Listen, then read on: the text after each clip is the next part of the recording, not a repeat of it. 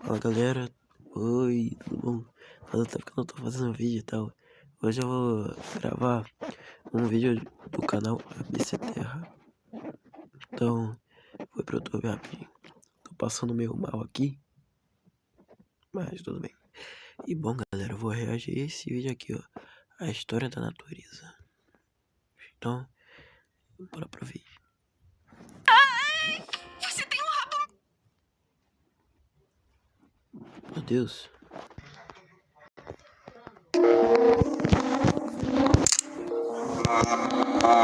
Essa é uma história de tudo que já aconteceu, do Big Bang até o presente. A humanidade organizou as escalas de tempo profundo de uma maneira que a maioria das pessoas não está familiarizada. A tabela cronoestratigráfica do tempo.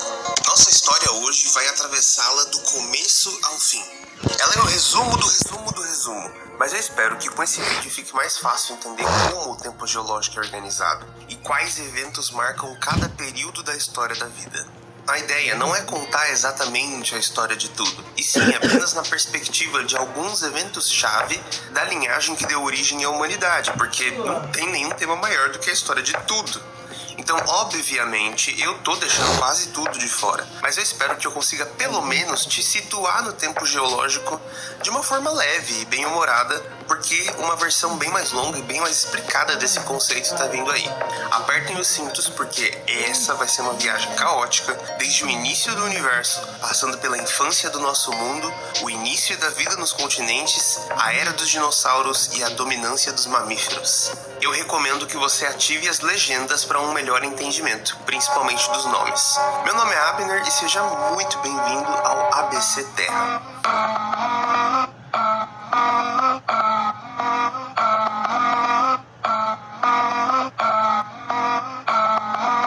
Ninguém sabe o que existia antes do Big Bang, talvez porque não existisse um antes. Alguns supõem que existem infinitas dimensões ou que o nosso universo é cíclico de alguma forma, mas a ciência ainda está apenas arranhando a superfície desse problema.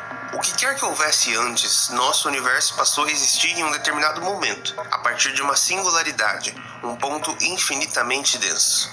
13 bilhões e 800 milhões de anos atrás, espaço e tempo passaram a existir. E com o tempo, enquanto o universo crescia e se resfriava durante a fase inflacionária, átomos de matéria e antimatéria surgiram e se aniquilaram mutuamente. Felizmente, uma pequena assimetria inicial fez com que sobrasse um restinho de matéria. É a partir disso que estrelas e galáxias se formaram.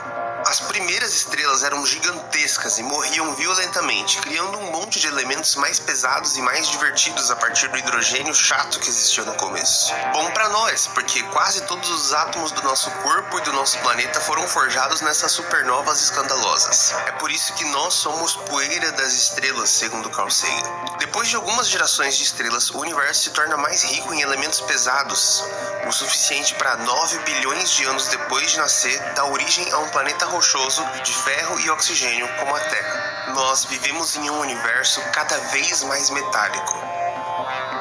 4 bilhões e 600 milhões de anos atrás, nosso planeta se formava a partir das colisões constantes de rochas espaciais cada vez maiores no entorno de uma estrela jovem.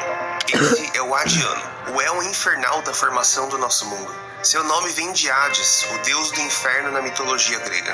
É aqui que nossa tabela começa. Mas a Terra e sua companheira, a Lua, ainda não existiam propriamente. Dois planetas, Prototerra e Theia, disputavam por uma órbita muito parecida, até que em um dia fatídico eles se chocaram. Theia era um planeta do tamanho de Marte, e o choque fez uma bagunça tão grande que a Terra chegou ao seu tamanho atual, e ganhou um anel de destroços, em alguns milênios formou a Lua. Esse par orbitava muito mais próximo no início, e a visão da Lua no céu deveria ser apocalíptica, acompanhada de terremotos extremos. Quando a Terra começava a resfriar, o vapor de água começava a vazar pelos seus poros geológicos, formando uma grossa atmosfera que transformou o mundo em uma sauna mortal. Na medida em que continuava se resfriando, esse vapor condensou em chuvas de proporções bíblicas que podem ter durado milhões de anos, em que os oceanos da Terra foram formados. Nessa época, as marés deviam ser imensas, já que a força gravitacional da Lua era muito mais forte. Mas não existiam continentes para serem destruídos pelos tsunamis. As marés, na forma de ondas gigantescas, atravessavam um oceano global. E tem algo vivo no oceano, mas ao final do Adiano, a vida era muito mais simples do que uma bactéria. Esses primeiros protobiontes são os ancestrais de toda a vida no planeta, e seus descendentes viverão histórias épicas e aprenderão muito mais do que ele é capaz de imaginar. Até porque uma bola de gordura envolvendo RNA não é capaz de imaginar nada. Eles surgiram nas chaminés submarinas abundantes que faziam do oceano primitivo uma sopa preta de fuligem tenebrosa, de alguma forma tão podre que criou vida, literalmente. 4 bilhões de anos atrás, o Adiano dá passagem ao éon Arqueano. Por mais que esse seja o nosso mundo, não conseguiríamos sobreviver aqui. Nosso planeta, no primeiro dia do Arqueano, 4 bilhões de anos atrás, era irreconhecível. A temperatura média era de 70 graus Celsius. A atmosfera não tem oxigênio. Ela é cheia de metano e dióxido de carbono, um gás sufocante. E mesmo uma pequena quantidade de enxofre dava um cheiro fétido de carniça com ovo podre para toda a atmosfera. Esses gases fariam a atmosfera bege com um brilho verde escuro. Ao meio-dia, o sol brilhando no seu pico, a vida se desenrolava abaixo de um céu verde. O verde do céu era acentuado pelo ferro não oxidado diluído no oceano, que dava à água uma cor verde característica. Do espaço, as nuvens cobriam quase todo o globo, e tempestades de proporções épicas varriam o mundo inteiro quase o tempo todo. Os sons dominantes eram de ondas violentas, ventos furiosos, chuva intensa e trovões.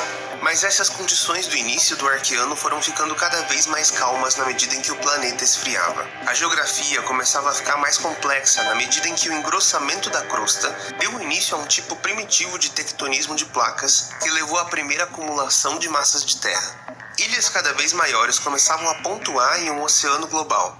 E a vida também ficou mais interessante. Um monte de tipo de bactérias e arqueias, das quais nós vamos descender. Eu sei que você esperava mais, mas já é muito mais do que os protobiontes do Adiano ofereciam. Agora as bactérias aprenderam a comer sol. Mas a fotossíntese era muito diferente nesse momento. As bactérias roxas secretavam H2S, sulfeto de hidrogênio, um veneno para todas as formas de vida oxigênica. Elas dominaram o mundo anóxico do Arqueano, tornando a Terra uma sauna fétida e venenosa por mais de 2 bilhões de anos. Eventualmente, surge também a forma de fotossíntese que estamos familiarizados, com o oxigênio como subproduto, mas elas eram muito raras e limitadas a oásis oxigenados. Mas o oxigênio livre também é extremamente reativo e tóxico para as bactérias roxas. A guerra entre a fotossíntese verde e roxa continuou durante todo o resto do Arqueano.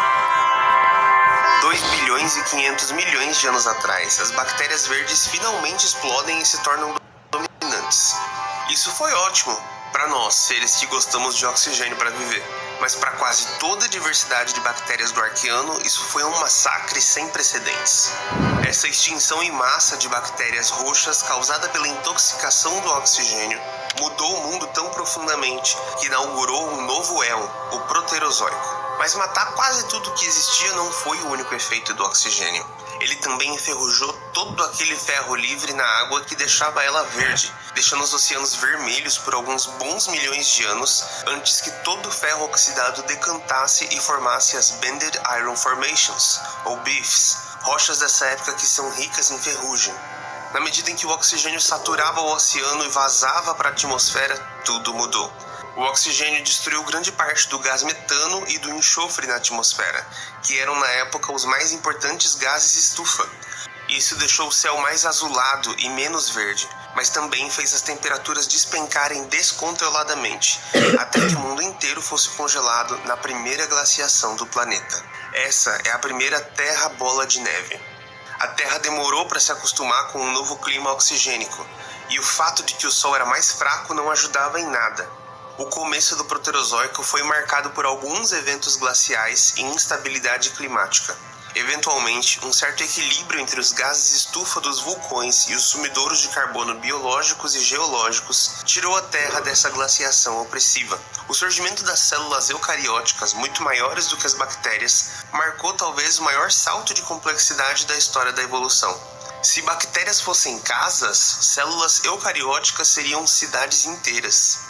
Elas aprenderam a viver juntas, com bactérias dentro de células maiores, num processo chamado endossimbiose. Isso deu origem a organelas como a mitocôndria e o cloroplasto. Nessa época, as praias, sem nenhum herbívoro, formavam camadas e camadas de um biofilme verde, como um imenso lodo, que era soterrado pela força das marés periodicamente, formando estromatólitos. Eles não são um ser vivo, e sim uma estrutura biosedimentar, mas são grande parte da nossa evidência para a vida nessa época. Eu gosto de dizer que estromatólitos são a forma preferida da vida, a única que ela tem apego, já que algum tipo de estromatólito já existia no fim do Arqueano, e eles existem até hoje em Shark Bay, na Austrália. Então, o Arqueano e o Proterozoico, por mais que ajuntados como a Era das Bactérias, foram muito diferentes um do outro.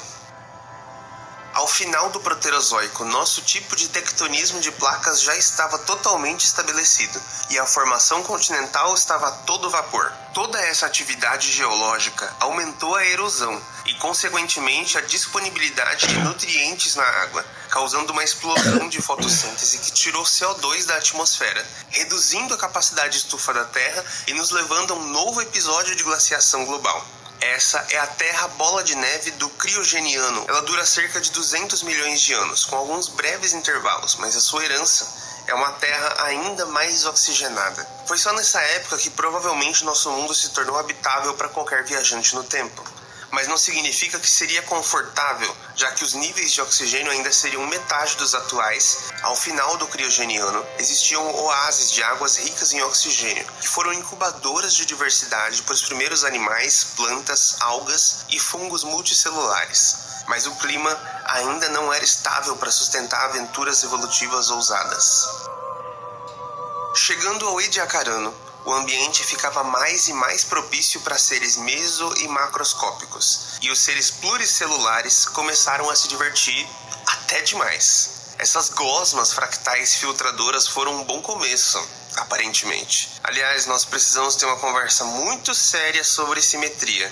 Mas ao final do Ediacarano, pulsos de cálcio no oceano e momentos de oxigenação renderam uma das ideias mais revolucionárias da vida. Esqueletos. Crie uma concha ao redor, como um tubo. Seja um tubo. Filtre a água, mas também seja uma concha. Um esqueleto em um tubo. Como uma concha. Te dá estrutura. É ótimo. Você entendeu a ideia. Mas o mundo dos tubos esqueléticos como Corumbela e Cloudina, que já foi descrito como o Jardim de Ediacara em referência ao Jardim do Éden, não ia durar muito. Essa época, marcada por uma simplicidade ecológica e cheia de bichos filtradores pacíficos que tem outro conceito de simetria, aparentemente ficou chata muito rápido e algum infeliz teve a brilhante ideia de comer pedaços de outros animais, inaugurando todo um novo nível da cadeia trófica. Por escambau com ser um tubo filtrador duro e imóvel, eu quero ser um predador, disse algum tipo de verme que deixou esse buraco em uma Cloudina. Agora era guerra. Chega o Cambriano e agora todo mundo tem um esqueleto ou aprendeu a se enterrar. Que bom, porque esqueletos deixam fósseis muito melhores do que os vermes microscópicos e coisas que a vida estava fazendo até então. Tanto que nessa época, se você era um verme sem esqueleto, era melhor se enterrar. Foi isso que eles fizeram, e quem diria que seria importante? Muita coisa importante aconteceu no Cambriano, ao ponto da ciência simplesmente agrupar tudo o que aconteceu antes disso como pré-cambriano. Desculpe, estromatólitos, o público gosta dos animais apelativos, como o opabina. Eu tenho 5 olhos. Presas tinham esqueletos cada vez mais fortes e complexos para se proteger dos predadores. E os predadores precisavam de armas cada vez mais agressivas e de mais mobilidade. Essa corrida armamentista, desencadeada pela inauguração da relação predador-presa, causou uma explosão de diversidade anatômica e ecológica dentre os animais. Mas entrar em um oceano no Cambriano para contemplar a vida marinha seria como um pesadelo louco de cogumelos. Animais estavam tentando de tudo, mas os ancestrais de todos os principais filos animais já estavam presentes de alguma forma. O nível de inovação do Cambriano nunca mais seria repetido pelos animais. Uou, algo explodiu no Cambriano. Essa é a explosão cambriana. E o que explodiu foi a diversidade animal pela primeira vez. Conheça o novo Trilobita. Você vai amar essa criatura. Ele vem equipado com a grande novidade do momento. Um esqueleto de carbonato de cálcio. O vídeo acaba por aqui. Espero que tenham gostado.